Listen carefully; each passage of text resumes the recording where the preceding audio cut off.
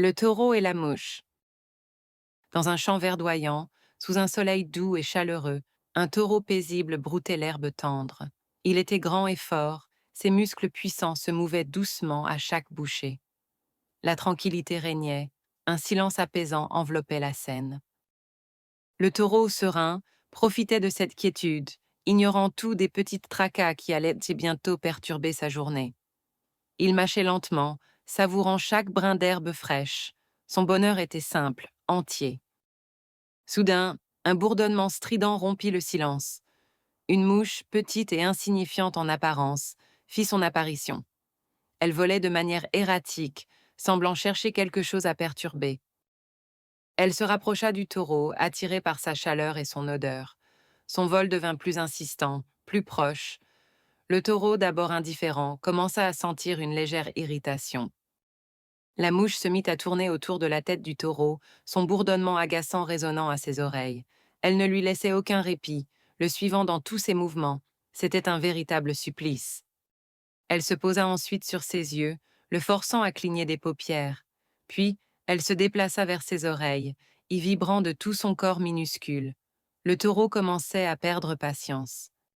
Elle continua son manège infernal, se posant sur ses flancs, le chatouillant et le piquant. Le taureau, de plus en plus exaspéré, ne savait plus comment se débarrasser de cet insecte minuscule, mais terriblement agaçant. L'irritation du taureau grandissait à chaque instant. Il ne supportait plus la présence de cette mouche. Il décida de réagir, de mettre fin à ce supplice. Il tenta de chasser la mouche en agitant sa queue de toutes ses forces.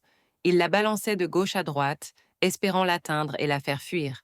Mais la mouche était trop rapide et agile.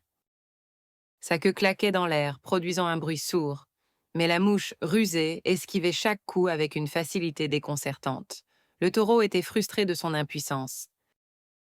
Malgré tous ses efforts, la mouche persistait dans son harcèlement.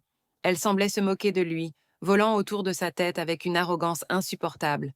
Le taureau était à bout de nerfs. Le taureau, une force de la nature, était incapable de se débarrasser d'un simple insecte. Sa puissance, sa taille imposante, ne lui servaient à rien face à cette petite créature.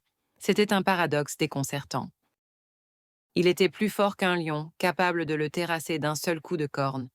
Pourtant, il était impuissant face à cette mouche, incapable de retrouver sa tranquillité. La situation était absurde.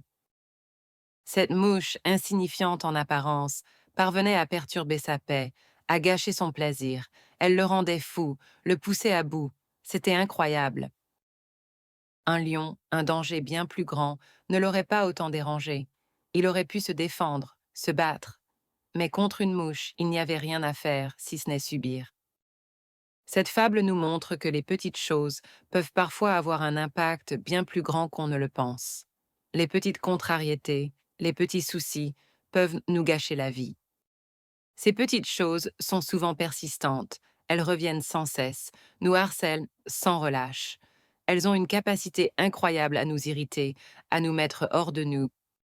Elles peuvent être aussi perturbantes que les grands dangers, aussi angoissantes que les grandes peurs. Il ne faut donc jamais les sous-estimer. Elles sont comme la mouche pour le taureau, une source constante d'agacement. Elles peuvent nous empêcher de nous concentrer, de nous détendre, de profiter de la vie. Il est important de ne pas les laisser nous envahir, de ne pas leur donner trop d'importance. Il faut apprendre à les ignorer, à les relativiser. Elles sont comme les petites contrariétés du quotidien, les petits tracas qui nous empoisonnent la vie. Un mot de travers, un oubli, un retard. Ces petites choses peuvent avoir un effet significatif sur notre humeur, sur notre morale. Elles peuvent nous rendre tristes, en colère, frustrés. Parfois, elles ont même un effet plus grand que les menaces plus importantes. On peut être plus affecté par une petite remarque que par un grand danger. En conclusion, les petites contrariétés peuvent être aussi pénibles que les grands dangers. Il ne faut jamais sous-estimer l'impact des petites choses. La leçon à retenir est simple, ne laissons pas les petites choses nous gâcher la vie. Apprenons à les ignorer, à les relativiser, à nous concentrer sur ce qui compte vraiment.